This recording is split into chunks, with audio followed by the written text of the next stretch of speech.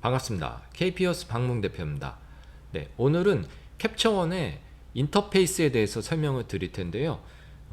캡처원을 처음 접하신 분들이나 초보자분들은 반드시 거쳐야 할 관문입니다. 이 캡처원의 메뉴가 어떻게 구성되어 있고 아이콘과 이 전체적인 구성은 어떻게 이루어졌는지 이 관문을 통해서 학습을 하셔야지만 보다 빠르고 쉽게 캡처원을 익히시는 데 도움이 되실 겁니다. 그리고 이제 이 캡처원 인터페이스를 학습하기에 앞서서 당부드리고 싶은 말씀은, 지금 제가 오늘 이 설명드릴 캡처원은 요 맥의 경우 윈도우는 도움말 쪽에 있습니다. 여기 캡처원의 대화열을 누르면, 자, 여기 캡처원 프로 16.6.2 가장 이제 많이 사용되는 이 캡처원 프로 데스크탑 버전에서 지금 현재 2025년 6월을 기준으로 16.6.2를 기준으로 하기 때문에 이 버전이 다른 여러분들께서 뭐 23 버전을 쓰신다든지 16.2 버전을 쓰신다 그랬을 때 요런 아이콘들이나 요런 구성들이 조금씩 다를 수가 있는데요, 너무 걱정하실 필요는 없습니다. 캡처원은 전체적인 구성과 인터페이스는 거의 똑같은 워크플로우를 따르기 때문에 조금씩 다르더라도 요게 버전에 따른 차이니까 너무 당황하지 마시고요, 전반적인 워크플로우를 그대로 따라서 학습하시면 될 것 같습니다. 자, 그리고 이제 여러분 이제 시작을 하시면은 여러분의 캡처원의 아이콘들이나 이런 것들이 배열들이나 이 메뉴 이런 구성들이 이게 전체적인 이런 환경을 작업 공간이라고 하는데, 이 작업 공간들이 이렇게 뭐 이렇게 되어 있는 분도 있을 수가 있고, 뭐 앞뒤가 이렇게 좌우가 바뀐 분들도 있을 수가 있고, 이런 위치가 막 다를 수가 있어요. 뭐 이런 메뉴들도 서로 뭐 없는 게 있고 있는 것들, 그런 경우에 자, 지금 여러분들 이제 시작을 하시지 않습니까? 그러면 여기 창 작업 공간 있죠. 여기서 기본값을 눌러줍니다. 창의 작업 공간의 기본값. 그러면 여러분의 캡처원이 처음에 설치했을 당시로 돌아오게 됩니다. 만약에 지금 여러분께서 작업하는 환경이 중요한 작업 환경이라면 이 기본값을 누르기 전에 창 작업 공간에서 저장을 할 수가 있어요. 그래서 여기 작업 공간 저장이라고 있죠. 여기서 작업 공간 저장을 눌러서 적당하게 뭐 2025년 뭐 07월, 뭐 06월, 21일이면 21일 이런 식으로 저장을 해놓으면은 먼저 이제 백업을 해놓는 거죠. 그러면 창의 작업 공간에 여기 제가 해놓은 2025년 6월 21일이 있습니다. 기본값을 해놓더라도 나중에 다른 작업 공간 있지 않습니까? 여기 뭐 방문 작업 공간이라는 거 누르면은 인터페이스가 예전에 작업했던 이런 방문이라는 이 탭을 만들어 놓은 이런 식으로 바뀔 수가 있는 거죠. 이런 부분들은 뭐 간단히 알고만 계시면 되고요. 이후에 제가 사용자 팁에서 또 이런 것들을 다시 설명해 드리도록 하겠습니다. 그래서 다시 기본값을 해놓고 출발을 합니다. 그러면 이제 여러분들께서 이제 처음에 설치한 그대로 시작을 하는 거예요. 자, 그러면 이제 먼저 이제 메뉴 구성이 어떻게 되어 있는지 살펴보겠습니다.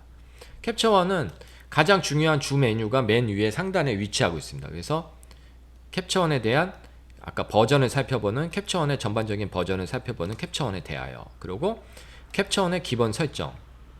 요거는 윈도우와 맥은 다릅니다, 여러분. 요런 뭐 설정이 윈도우 버전은 파일이나 편집 쪽에 있을 거예요. 그래서 여기 단축키를 외워두는 것도 좋을 것 같습니다. 커맨드 쉼표를 누르면은 이 캡처원의 기본 설정에 대해서 환경 설정이죠. 환경 설정에 보실 수가 있고요.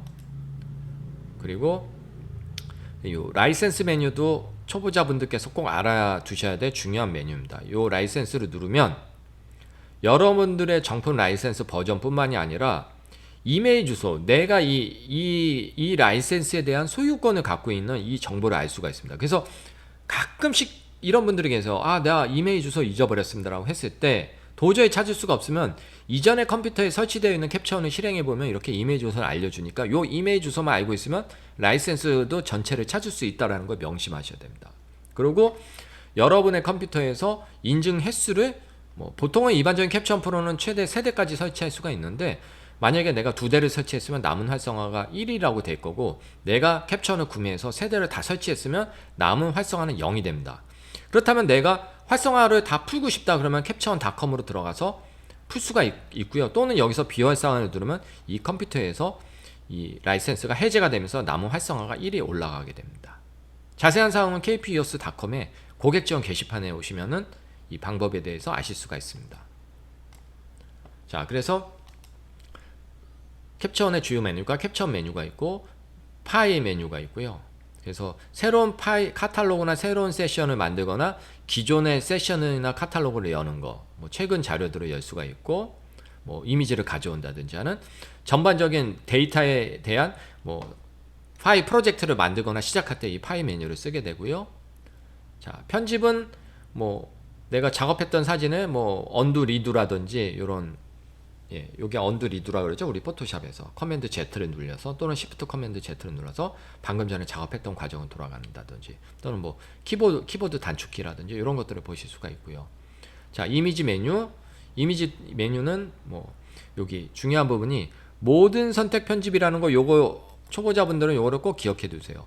많이들 AS 문의가 오는 게 이 모든 선택 편집이 꺼져 있으면은 이 사진은 내가 전체적인 거 캡처원이 잘 되어 있는 게 뭐냐면, 사진은 내가 한 장을 이렇게 작업을 한 다음에 요 사진을 보정을 했지 않습니까? 그러면 복사를 누르고 적용을 누르면 한 번에 모든 사진들을 한 번에 다 적용할 수가 있어요. 근데 이게 모든 선택 편집이 꺼져 있으면 안 됩니다. 이렇게 켜주면은, 켜줘야지만 적용을 눌렀을 때 한 번에 적용이 된다라는, 이런 식으로 이해하시겠죠? 그래서 이 모든 선택 편집이 항상 켜져 있어야지만 뭐 내가 그 뭐라 그러죠? 뭐 일괄 적용을 하거나 일괄 내보내기를 할 때 이 부분은 항상 켜져 있어야 된다는 거. 그 외에 뭐, 예, 사진은 이제 보정할 때 가상으로 복제한다든지, 지금 이 사진이, 내가 지금 선택한 사진이 요 파인더의 표시 누르면은 실제 이렇게 폴더를 열어준다든지, 이런 식으로 이제 실제 폴더에서 열어준다는 거. 지금 이미지. 네. 그리고 조정 메뉴. 내가 사진을 아까 전에 뭐 조정 복사 적용했을 때 이 조정에 대한 복사 적용도 있고요. 사진은 내가 보정하고 뭐 리셋을 한다든지, 크롭을 리셋한다든지, 사진을 회전한다든지라는 이런 사진들을 조정하는 메뉴. 예, 그리고 레이어 마스킹 작업하는 메뉴. 사진은 뭐 전체 선택을 한다든지 취소한다든지 이런 메뉴가 있고요. 그리고 우리가 이제 카메라를 연결 촬영했을 때 처음에 시험 삼아는 테스트 모드가 있고, 뭐 핫폴더 있는데 방향 설정이 있고, 이런 식으로 보기 메뉴, 아까 작업 공간 메뉴 설명드렸죠.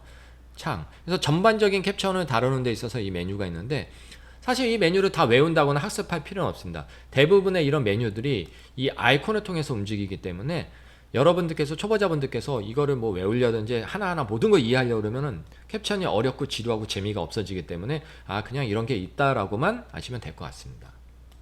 자, 그 다음으로 이제 요 메인 상단에 요 메인 툴이 있습니다. 캡처원의 이제 중요한 이제 툴들의 모음이에요. 그래서 가져오기 메뉴가 있고, 사진을 가져오고 또는 내보내기를 누르면 내가 보정한 사진을 내보내는 메뉴죠. 그래서 내가 로우로 찍었으면은 지금 현재 이 JPG든 로우든 내가 원하는 포맷으로, PSD면 PSD, JPG는 JPD를 내가 선택해서 내보내는 거라고 보시겠죠. 그래서 이제 컬링이라는 메뉴는 내가 사진들을 내가 빠르게, 그러니까 이 사진을 우리가 1000장, 2000장 찍으면 그 사진들을 추려내야 되지 않습니까? 뭐 초점이 나간 사진, 마음의 구도가 안 맞는 사진들, 뭐 내가 1000장 중에 100장만 셀렉트를 했다. 그런 셀렉트를 할 때 쓰는 옵션이라고 보시면 됩니다. 요거는 아이고 제가 잘못 눌렀어요. 가져오기에서도 여기 사진을 우리가 선택을 할 때 요 그룹 활성화를 해가지고 내가 원하는 사진들을 내가 뭐 메모리 카드로 찍어서 사진을 가져올 때 1000장의 사진을 불러온다 그러면 여기서도 유사한 사진들을 보면서 내가 초점이 맞았거나 틀렸거나 이런 사진을 보면서 추려내는데, 컬링도 마찬가지 기능을 한다고 보시면 되겠습니다. 그리고 이제 온라인 공유라는 아이콘이 있죠. 이 온라인 공유라는 아이콘도 이 캡처원 최신 버전에서 한 16 버전 때부터 지원되는 기능이긴 한데, 이게 유료와 무료 두 가지가 있어요. 한마디로 말해서 여러분들 예전에 캡처 파일럿이라는 기능이 있는데, 지금도 여기 들어있긴 한데, 과거에는 캡처 파일럿이라 그래서 여기 툴 추가해보면 숨어있는 기능이 있는데 메뉴에 capture pilot이라고 있죠. 요게 아이패드나 아이폰만 지원돼요. 또는 일반 그 웹브라우저도 지원이 되는데, 지금 찍는 사진을, 현장에서 찍는 사진을 실시간으로 아이패드나 아이폰 또는 다른 컴퓨터에 웹브라우저로 전송을 해주는 기능인데, 요거는 단점이 있습니다. 같은 와이파이 환경 안에서만 이루어진다라는 단점들이 있어서 사실 에러도 많고 좀 끊김 현상들도 많았어요. 그래서 게다가 이 최신 iOS에서는 지원을 안 해주기 시작하면서 이거를 사실상 제가 봤을 때는 단종이 된 것 같아요. 그래서 캡처원에서도 이 온라인 공유를 출시를 하면서 기능을 출시하면서 이 기능을 여기서 이제 숨겨버렸습니다. 그래서 툴이 빠져 있어요. 그래서 여러분 과거에 이제 캡처원을 좀 오래 쓰신 분들은 이 캡처 파일럿이 좋은 기능이기 때문에 아직도 이 기능을 찾기도 하고 이게 잘 안 돼서 저한테 애로사항을 표출하시는 경우도 많은데 최신 버전을 사용한다면 이 온라인 공유를 해서 요거는 와이파이랑 상관없이 사실상 나의 촬영 스튜디오 현장에 오지 못하는 클라이언트를 위해서 그 클라이언트가 외국에 있던 지방에 있던 밖에 있던 이 링크만 내가 촬영하는 촬영 폴더를 선택을 해서 요거 내가 링크만 이렇게 복사를 해서 카톡이나 이메일로 문자로 보내주면은 상대방이 바로 그 링크를 눌러서 이 사진들을 실시간으로 보면서 셀렉트를 하거나 코멘트를 달 수 있는 아주 뛰어난 기능이라고 보면 되겠습니다. 그 외에 아까 이제 전체적인 사진은 내가 이렇게 보정을 했을 때 마음에 안 들면 이제 뭐 리셋을 하고 내가 이렇게 보정을 했을 때 한 단계씩 취소를 하는 거, 그리고 다시 언두리도 아까 보여드렸죠. 그리고 요 캡처 이런 걸 보면은 전체적인 사진을 자동으로 오토 보정을 해주는 기능, 그리고 사진을 90도로 회전해주는 기능. 이런 식으로 중앙에 이런 내가 뭐 룩배를 본다든지 손바닥으로 사진을 확대해서 본다든지 크롭을 한다든지 수직 수평 이런 거는 이렇게 선을 그어서 요걸 기준으로 수평을 잡아준다든지 이런 수직 또는 이렇게 내리면 요걸 기준으로 수직을 잡아요. 이런 수직 수평선입니다. 그리고 요거는 이제 키스톤이라고 해서 여기 형태에 있는 기능이에요. 형태에 여기 키스톤이 있어요. 여기서 똑같이 있죠. 슬라이더로 보면 요건 수동으로 내가 건물 사진, 건축 사진 찍을 때 가로 세로의 수평, 그러니까 왜곡을 잡아주는 기능입니다. 요거는 자동으로 내가 꼭지점을 잡아가지고 지금은 이게 건축 사진이 아닌데 건축물에 요런 꼭지점들을 잡아가지고 요런 기둥선을 잡아서 내가 요런 꼭지점을 잡아서 이렇게 잡은 다음에 가운데 적용을 눌러주면 요걸 기준으로 직선으로 세워준다고 보시면 되는 거죠. 요거는 이제 레이어 마스크. 그래서 내가 마스크를 칠하는데 AI 마스크나 요거는 요 조정에 레이어 마스크가 있어요. 요게 더 편하다고 보시면 요 기능이 요거랑 같은 기능입니다. 그리고 요 반창고 아이콘은 이제 여러 가지 사진들 내가 이제 사진을 내서 이 흠집들이 있지 않습니까? 이런 것들을 내가 뭐 보기 싫은 부분들을 오른쪽 마우스 버튼 눌러서 뭐 피부에 뭐 흠집이라든지 이런 얼룩이라든지 상처라든지 이런 것들을 마우스 칠을 하면 이런 식으로 지워준다라는 거죠. 그 외에 오른쪽 마우스 버튼이나 요 조그만 화살표를 누르면 이렇게 하위 메뉴들이 나와서 요 레이어 마스킹이나 이 힐링 마스크에 대한 여러 가지 옵션들을 보실 수가 있습니다. 반대로 요거는 레이어 마스크를 지울 때 내가 이제 칠한 부분들을 내가 이제 아까 전에 요 마스크를 표시를 하면은 방금 전에 작업한 거에 대해서 내가 좀 정밀하게 지우고 싶다 그러면 오른쪽 마우스 버튼으로 이런 거 지워서 이런 마스크를 이렇게 칠할 수 있는 지우는 옵션인 거죠. 다시 리셋을 하고 요거는 이제 스포이드입니다. 스포이드도 상당히 많은 게 있는데 기본값은 화이트 밸런스입니다. 그래서 사진은 내가 그냥 화이트 밸런스로 처음에 이제 만약에 사진에 화이트 밸런스가 안 맞는다면 백색이나 회색과 같은 무채색, 중성 회색 부분, 무채색 부분들을 찍어주면은 기본적인 이 화이트 밸런스의 기본값을 제시를 해줍니다. 요 스포이드와 요 스포이드가 같은. 그래서 이 상태에서 내가 이제 뭐 색조라든지 KB는 좀 더 수동으로 잡아줄 수가 있겠죠. 요거는 이제 오토로 잡아주는 거고요. 스포이드로 찍는 거는 내가 원하는 부위를 찍어서 잡아주는 거. 그리고 요거는 이제 이괄 적용 옵션인데 요 복사 적용과 같은 기능을 하는데 요런 세세한 아이콘들에 대한 팁은 추후에 제가 하나하나 세밀하게 설명을 드리겠습니다. 요런 거는 이제 상업 스튜디오에서 예전에 이제 뭐 리터처한테 어떤 지시사항을 낼 때 이런 사진에다 어떤 메모를 남길 수 있는 이런 옵션들입니다. 그래서 이거 뺄 때는 주석을 지운 다음에 이런 식으로 빼줄 수가 있죠. 그리고 내가 사진을 보정을 했을 때 요 이전 이후라는 건 옵션이 두 개가 있습니다. 전체 보기를 해서 사진을 수정 전 수정 후 또는 요 슬라이더 뷰 분할을 하면은 이런 식으로 수정 전 수정으로 볼 수가 있어요. 이것 또한 요거는 장단점이 있는데요. 이 장단점이 뭐냐면 내가 어떤 사진을 세밀하게 다 보정을 했을 때 한 방에 그냥 전체 수정 전 수정 후 극단적으로만 보여준다는 건 단점이에요. 그래서 여기서 제가 한 가지 팁을 또 알려드리자면 내가 세건도를 잡았고 내가 노출을 이렇게 잡았단 말이죠.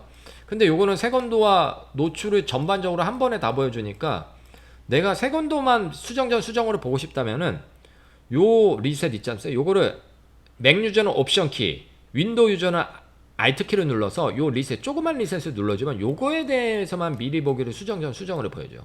그러면 노출도 한번 옵션 키 누르고 요거 눌러보세요. 또는 알트 키 누르고. 이런 식으로 요거에 대해서만 수정. 요거 상당히 편리한 기능이니까요. 여러분들께서 꼭 알아두셔야 됩니다. 그럼 한 가지 더 추가로 내가 대비만 이 네 가지를 옵션 키를 누르면 이게 전체적으로 수정전 수정으로 보는데 내가 컨트라스트 강하게 약하게 컨트라스트만 보고 싶을 때는 요 이름만 누르면 돼요. 이름을 누르면 0일대로 보여줍니다. 마우스를 떼면 원래 돌아가요. 이런 것도 하나의 팁이라고 보시면 되겠습니다. 이런 식으로 했을 때 재밌죠? 자, 그래서 이런 중앙 커서 열에 대한 툴에 대해서 설명을 드렸고, 여기서 뭐 기본값들 뭐 그리드라든지 노출 경고도 노출이 오버되면은 오버된 만큼 그 영역이 경고를 빨간색으로 보여준다는 거예요. 이제 이런 하이라이트 경고가 왜 중요하냐면은 우리가 사진을 모니터로만 보는 게 아니라 인쇄나 인화도 작품 사진을 위해서 이제 우리가 프린트를 할 수 있지 않습니까? 프린트는 이 하이라이트에 대해서 상당히 민감하기 때문에 하이라이트에 대해서 우리 이 모니터에서는 질감이 보일 수가 있어도 실제 인화물에서는 이런 질감들이 날아갈 수가 있습니다. 살짝 이게 파란 기운이 보인다고 하더라도 실제 프린트에서는 이게 우리가 육안으로 보는 이 RGB 빛보다 더 하얗게 표시될 수가 있기 때문에 그거에 대해서 경고를 미리 하면서 내가 촬영에 임한다거나 테더링 촬영할 때 또는 보정을 할 때 유의하시라고 요 노출 경고가 있는 거죠. 그리고 이 복사 적용은 캡처원의 상당히 강력한 기능 중에 하나죠. 이 캡처원이 뭐 많이들 이런 말씀들을 하세요. 포토샵하고 캡처원하고 뭐가 좋습니까? 뭐가 다릅니까? 이런 얘기들 이런 말씀들을 하시는데 일단은 이제 이 캡처원에서 우리가 사진들을 가져오고 촬영을 할 때 찍고 나서 또는 찍기 전에 캡처원은 워크플로우를 상당히 단축시키는 게 의의가 있기 때문에 이 좋은 사진들의 같은 사진들에서 내가 어떤 보정들을 했었을 때 이 사진이 마음에 들면은 한꺼번에 커맨드 A를 눌러서 그냥 단순히 커맨드 A를 눌러서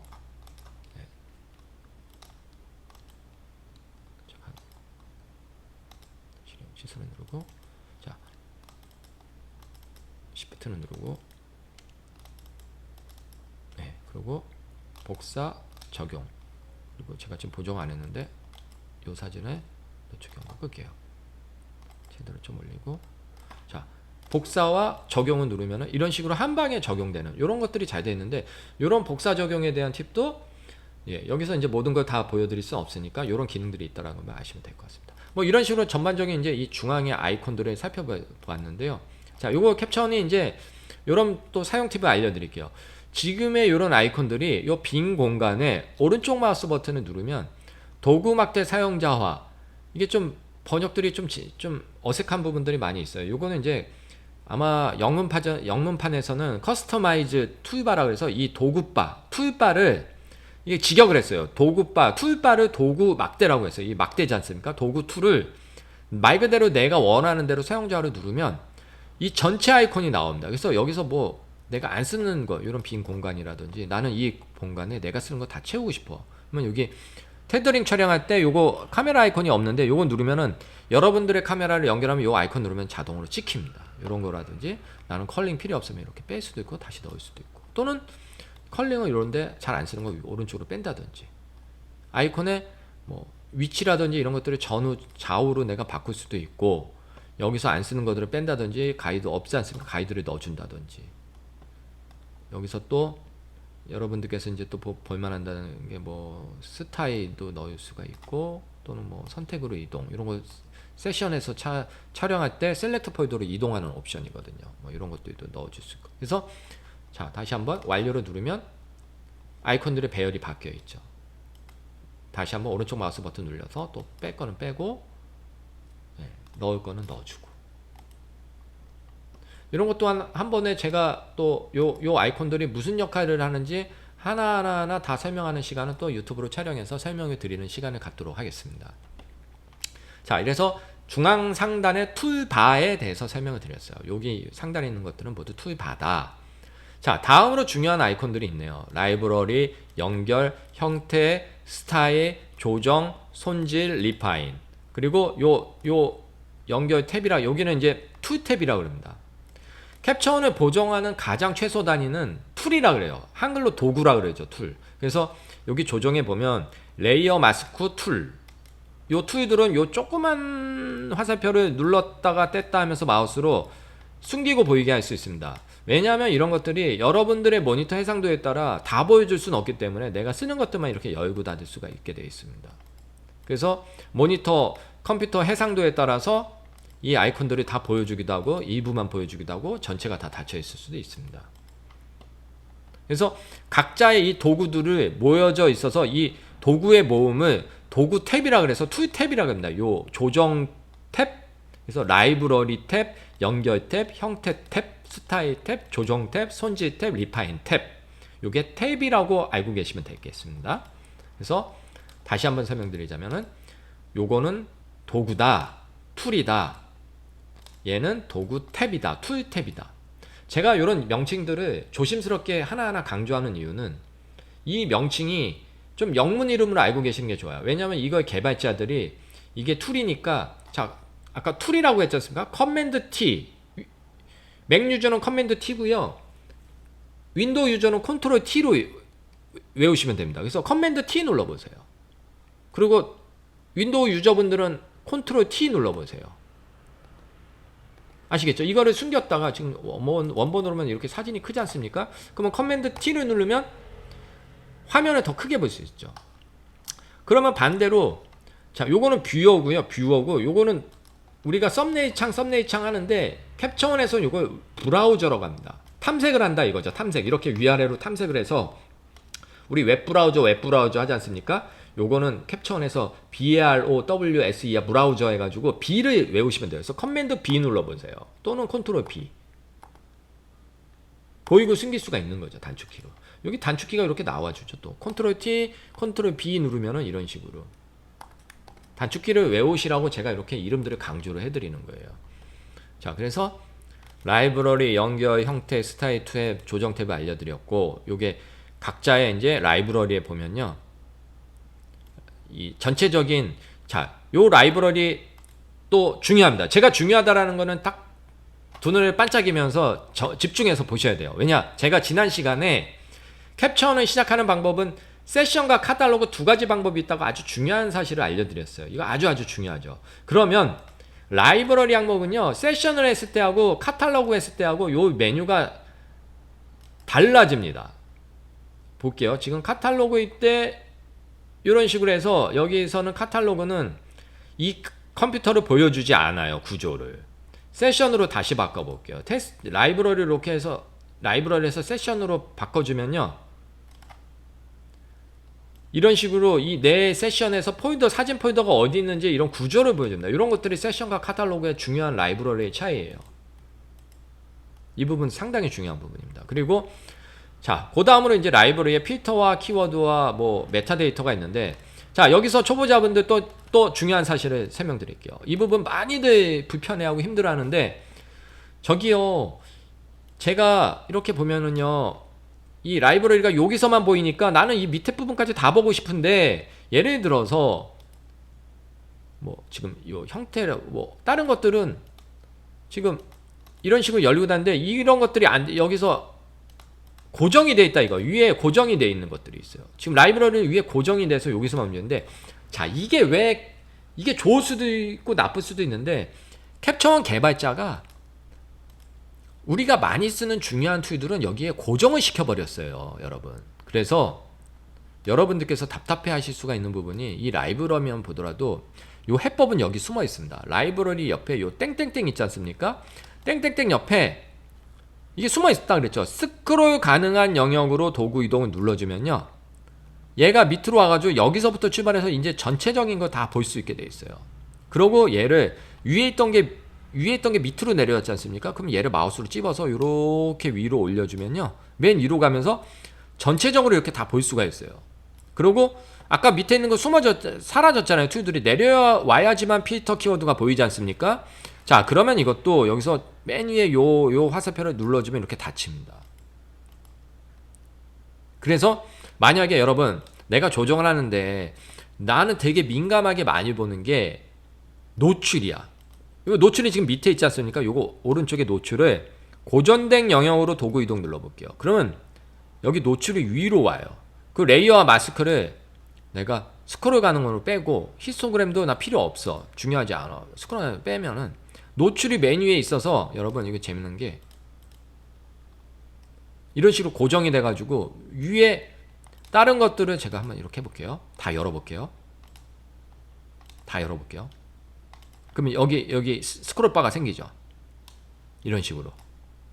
이게 다 열렸으니까 이게 모자라니까 화면 해상도에서 이런 식으로 볼 수가 있어. 근데 이거 보세요. 노출은 위에 고정되어 있는 형태로 이런 식으로 구성할 수가 있다라는 거예요.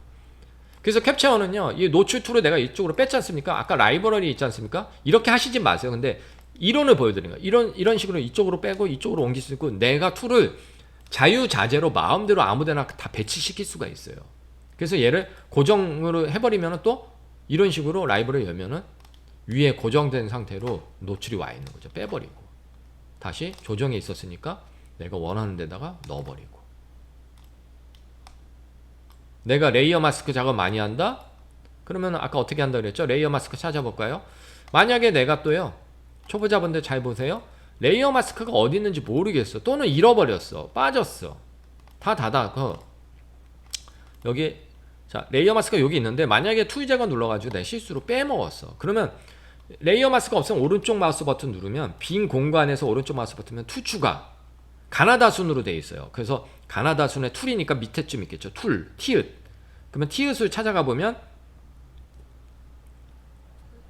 제가 레이어 마스크인데 레이어죠. 가나다라. 레이어 마스크를 누르면 레이어 마스크가 여기 나옵니다. 그래서 내가 원하는 대로 맨 위로 올려서 얘만 고정해서 쓸 거야. 고정된 영역으로 도구 이동 눌러주면은 내가 어떤 작업을 뭐 하면서 이게 스크롤이 생겨도 레이어는 항상 위에 존재한다라는 걸 명심하시기 바랍니다. 이게 그래서 다시 막 엉망진창이 막 제가 자 이거 보세요. 막 이거 숫자도 바뀌고 뭐 위치도 바뀌고 엉망진창 됐어요. 어떻게 한다고 처음에 말씀드렸죠? 창을 누르고 작업 공간에서 기본값을 누른다. 그러면은 다시 원래대로 다 돌아갑니다. 다시 처음에 설치한 대로 다 돌아갑니다. 그래서 내가 뭐 공간 이런 걸 바꾸고 원하는 대로 이런 거 다 바꿔놨지 않습니까? 그러면 기본값 해놓으면 다시 원래대로 다 바꿔야 되니까 불편하지 않습니까? 그래서 뭐라 그랬죠? 작업 공간을 내가 이런 툴들을 내 위치가 내가 편한 대로 이거 히스토그램 밖으로 밑으로 빼, 레이어 마스크 맨 위로 올려, 이런 식으로 내가 잘 쓰는 것들은 맨 위로 다 올려놔.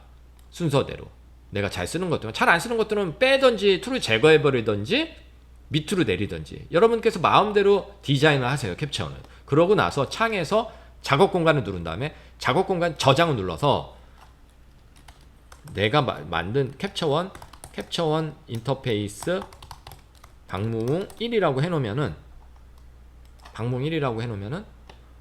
아까 전에 창의 기본값으로 하면은 공장도 값으로 돌아가죠.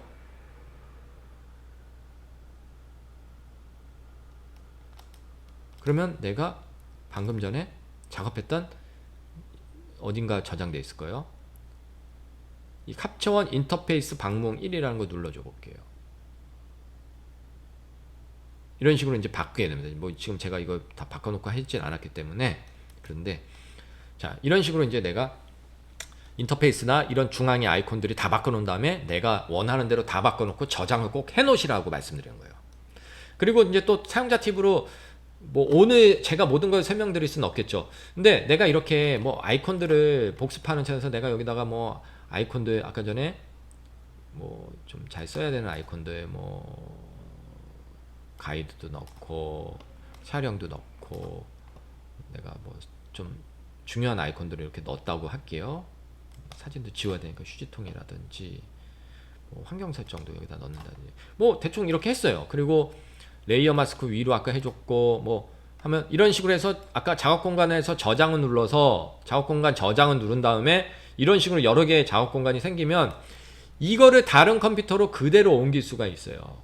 그래서 이 캡처원에 여기 보면은 이 이동에 숨겨진 이런 라이브러리로 가서 제가 잘못했는데요. 이동해서 옵션 키 누르면 라이브러리가 나옵니다. 윈도우는 또 윈도우대로 달라요. 그러면 이 상태에서 라이브러리의 어플리케이션 서포트라는 메뉴로 가서 캡처나 이런 숨어있는 폴더가 있어요. 여기에 워크스페이스, 영어로 이제 워크스페이스 여기 있죠. 작업 공간. 아까 전에 제가 작업했던 게 여기 다 그동안에 제가 교육하면서 했던 자료들 이런 데 보면 뭐 서울예술대학교 방문 작업공간, 캡처원 인터페이스 방문이 이런 게 다 나오죠. 이거를 다른 컴퓨터에 똑같은 공간에 얘를 넣어주면요 똑같이 이게 떠오릅니다. 그런 식으로 해서 여러분께서 다른 컴퓨터도 똑같은 작업 환경으로 작업을 하실 수 있다는 걸 말씀드립니다. 이런 식의 원리를 통해서 다른 뭐 스타일이라든지 레시피, 내보내기 레시피라든지 이런 것들이 아까 그 폴더 안에 모든 게 다 들어있어요. 그래서 사용자가 작업한 환경값을 이런 식으로 백업을 해두고 복원을 할 수가 있다는 것을 알아두시면 됩니다. 자세한 사항은 또 다음 사용자 팁에서 또 아주 상세하게 설명을 드릴 테니까요. 기초적인 이런 전반적인 것만 이해만 하시면 되고 외우려고 하시거나 한 번에 모든 걸 다 알려고 하시면은 이 오늘 하루에 모든 걸 소화하기는 힘들 테니까 전반적인 이해만 해주시면 될 것 같습니다.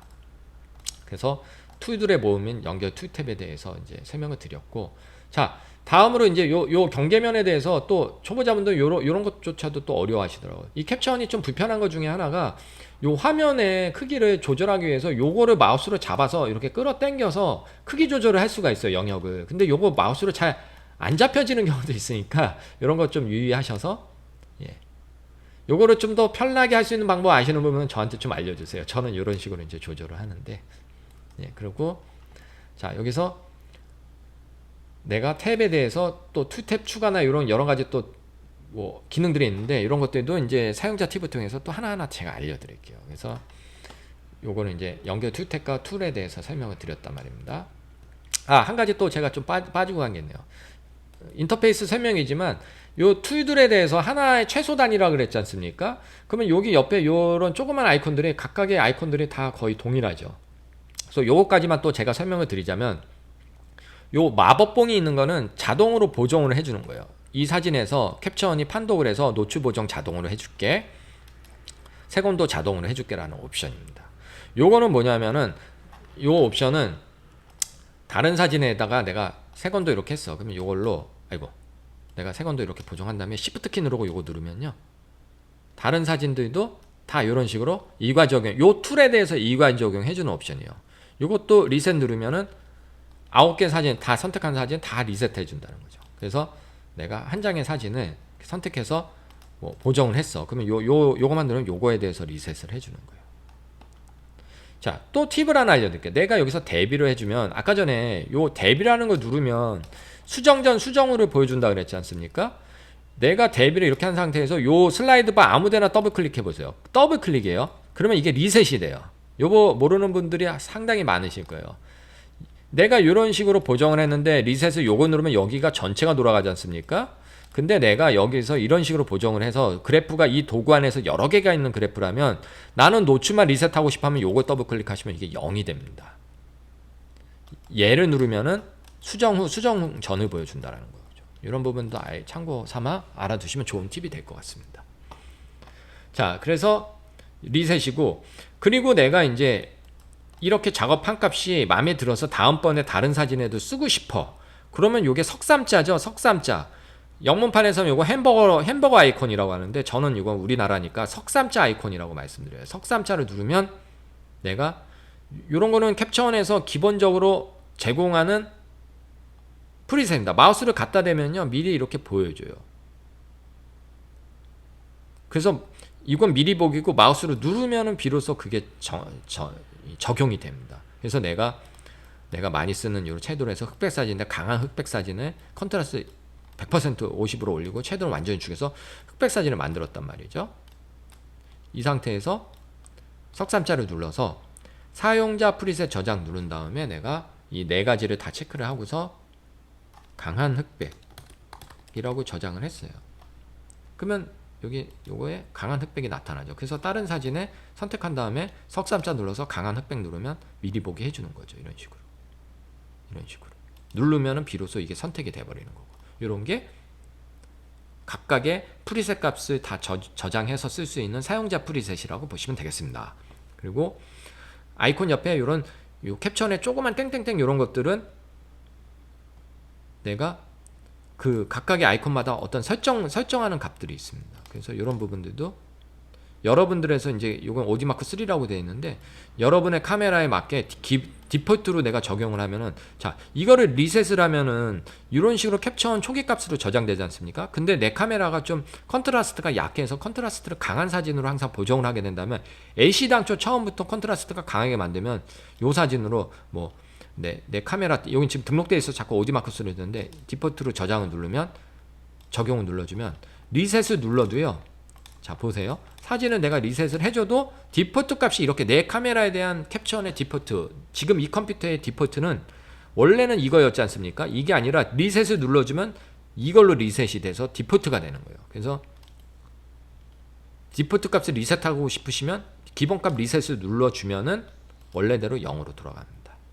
그래서 다시 한번 설명드리자면은 이게 상당히 좋은 게 뭐냐면 우리가 매번 보정을 할 때마다 리셋을 하면 0으로 돌아가지 않습니까? 이 0점 값이 나는 이것이면 이걸 디폴트로 저장한다라는 거예요. 애시당초.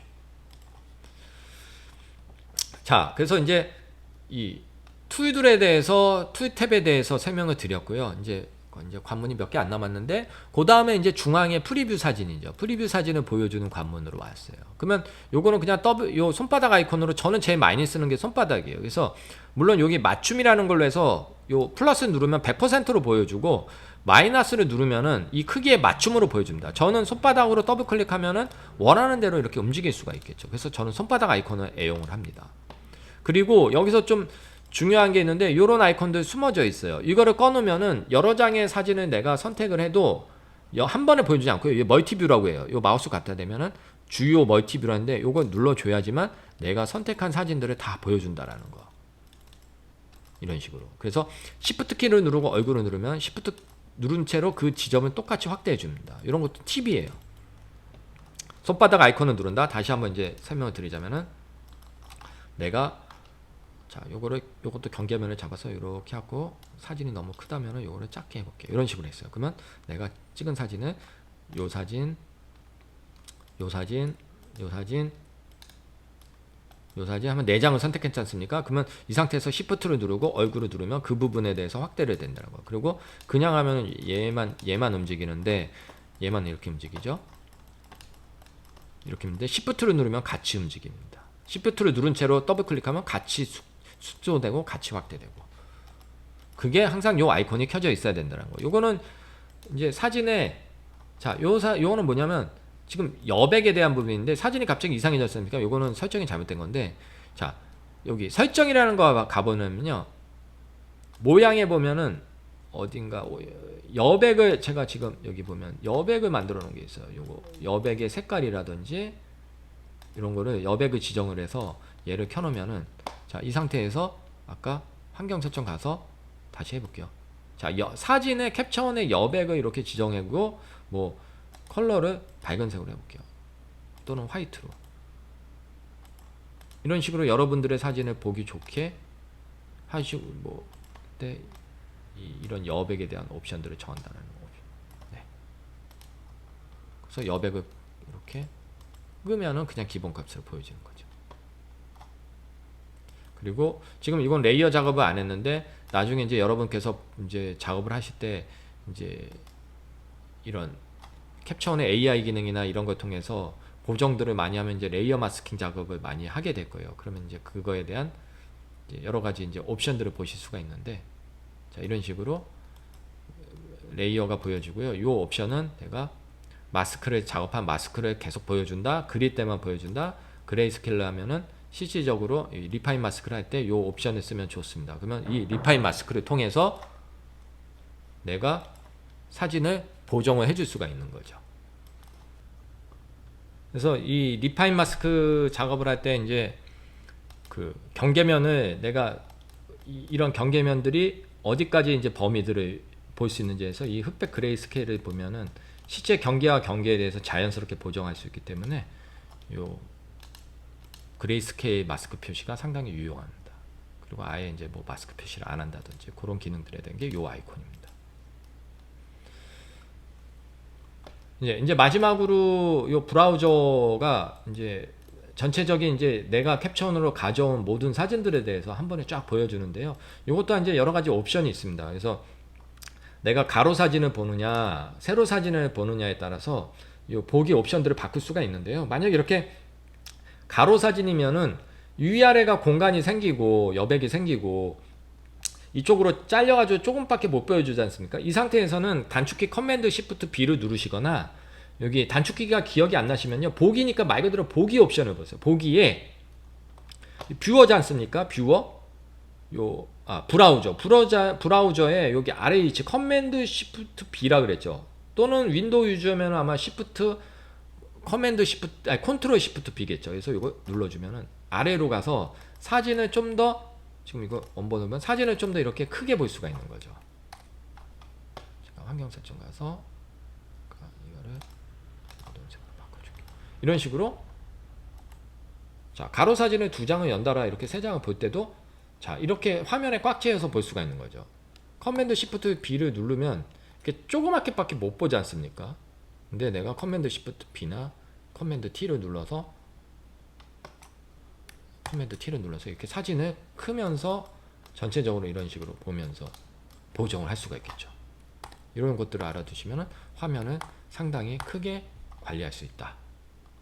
그리고 이런 것들도 별거 아닌데 초보자분들은 또 어려워하시더라고요. 사진을 이렇게 봤는데 사진을 다시 해제하고 싶을 때는요, 이 빈 공간을 이렇게 눌러주면은 사진이 사라집니다. 자, 그리고 이제 여러분께서 테더링 촬영이나 이런 거 많이 하시면은 그 세션을 많이 사용하게 되지 않습니까? 그러면 여러분 잘 보세요. 내가 지금 이 사진이 아까 오른쪽 마우스 버튼 누르면요, 여기 라이브러리의 표시, 파인더의 표시가 있어요. 라이브러리의 표시 뭐냐? 말 그대로 여기 라이브러리에 지금 이 사진이 어느 폴더에, 이진수 작가가 촬영한 사진이나 이진수 폴더에 이렇게 들어와 있다는 걸 보여줍니다. 또는 실제 이 사진을 내가 외장하드로 옮긴다든지 뭐 인터넷에 올린다 할 때 오른쪽 마우스 버튼 눌러서 파인더의 표시, 여러분들 윈도우 사용자면 아마 탐색기의 표시라고 나와야 되는데 한글 번역이 잘못되어 있으면은 익스플로러의 표시라고, 익스플로러가 사실 탐색기라는 뜻이라 맥에서는 파인더지 않습니까? 익스플로러의 표시 또는 탐색기의 표시를 눌러주면은 실제 윈도우 폴더가 이렇게 열려집니다. 맥의 파인더 표시에서 실제 이 폴더를 보여주는 거죠. 그래서 이거를 실제 맥을 열어주기 때문에 이 사진을 관리하는 데 있어서 더 편하실 거예요. 별거 아닌 것 같지만 이런 게 상당히 여러분들 사진을 관리하는 데 있어서 되게 중요한 메뉴니까요, 꼭 알아두셔야 됩니다. 그리고 이 사진에 대해서 뭐 이름을 변경한다든지 가상으로 복사를 한다든지 뭐 이 사진을 다른 캡처원으로 가져가서 보정값 그대로 가져가기 위한 EIP로 패킹한다든지 이런 부분들도 EIP 패킹에 대해서 제가 또 뭐 간단하게 나중에 설명을 또 드리는 시간을 갖도록 하겠습니다. 그래서 뭐 포토샵이나 뭐 헬리컨 포커스나 플러그인이나 캡처원으로 가져가서 다시 내가 뭐 보정을 해갖고 다시 포토샵에서 보정하고 다시 캡처원으로 가져온다든지 아예 포토샵으로 보내서 거기서 이제 다른 작업들을 또 연기한다든지 이런 거는 이제 플러그인에서 다른 이제 웹사이트에 게시 올리기 위한 이런 툴들, 뭐 HADR이나 파노라마 스티치를 하시는 풍경 사진가를 위해서 파노라마 스티치, 이런 것들이 이제 이 브라우저에서 자주 쓰는 것들에 대한 뭐 기능들을 또 보실 수가 있습니다. 자, 이상 오늘 캡처원의 전체적인 인터페이스에 대해서 설명을 드렸습니다. 그래서 여러분들께서 이제 다시 한번 이제 복습을 드리자면 최종적으로 캡처원은 전체적인 주 메뉴와 중앙에 이제 이런 아이콘들로 구성된 중앙 툴바, 이런 툴바 아이콘들, 이런 식으로 뭐 크롭을 한다든지 자주 써야 되는 보정에 대한 이런 것들을 이런 식으로 뭐 내가 마음대로, 그리고 이 툴바의 아이콘은 오른쪽 마우스 버튼을 눌러서 도구막대 사용자를 통해서 내가 마음대로 아이콘을 넣고 빼고 할 수 있다라는 거, 그리고 캡처원에 보정을 하는 이런 작은 단위인 툴들이 있고, 노출 툴, 뭐 화이트 밸런스 툴, 이런 툴들의 모임이, 요거는 지금 다 사진을 보정 또는 조정한다 그래서 레벨을 조정한다, 노출을 조정한다 라는 의미로 해서 조정 툴 탭, 조정 도구 탭, 조정 탭이라고 그러죠. 그리고 스타일 탭, 형태 탭, 연결 탭, 이런 식으로 각각의 순서대로 작업의 흐름대로 워크플로우로 구성되어 있습니다. 그래서 처음에 사진을 관리하고 테더링 촬영하는 분들은 카메라 연결하고 사진의 구도를 잡고 사진에다가 어떤 특정한 이런 값들을 내가 마우스로 먹여서 이런 필름이든 흑백 사진의 느낌이든 이런 것들을 한 번에 적용해주는 보정 값이라든지 또는 세밀한 보정을 위해서 내가 직접 보정을 해주는 조정 탭, 그리고 인물 사진가들을 위해서 내가 인물의 어떤 잡티라든지 피부의 질감이라든지 이런 것들을 보정해주는 이 16.6.2에서 새로 생긴 16.6 버전에서 새로 생긴 리터칭, 이런 건 이제 번역이 좀 잘못됐죠. 리터치 메뉴인데 뭐 손질이라고 돼 있는데 이런 부분들은 그냥 좀 웃고 넘어가야겠죠. 그리고 조금 마우스를 당겨서 안 보이면 리파인, 최종적으로 사진은 내가 선명하게 샤프닝을 준다든지 노이즈를 제거한다든지 뭐 필름에 입자를 줘서 어떤 더 아날로그틱한 이런 느낌을 주고 싶을 때 사진에 이제 뭐 입자를 주는 이런 것들에 대해서 각각의 이제 툴로 이루어진 툴탭에, 그리고 마지막으로 사진을 보는 프리뷰, 그리고 조그만 사진들, 모든 사진들을 조그맣게 볼 수 있는 썸네일 탭, 이런 식으로 이루어졌다라는 것을 설명드렸습니다. 네, 오늘 이 시간 캡처의 전반적인 인터페이스에 대해서 설명을 드렸고요. 궁금하신 사항들은 저희 kpviewers.com에 질문글 남겨주시거나 유튜브는 제가 댓글을 일일이 다 못 따라드리는 경우들이 있는데 최대한 여러분들 초보자분들께서 궁금하신 사항 남겨주시면 최대한 지원해드리도록 하겠습니다. 긴 시간 시청해 주셔서 감사하고요. 제 유튜브를 보시면서 좀 이런 부분들이 추가됐으면 좋겠다 또는 더 궁금하신 사항들에 대해서 요청을 해주시면 다음 컨텐츠를 짜는데 큰 도움이 되겠습니다. 감사합니다. kpviewers 박몽 대표였습니다.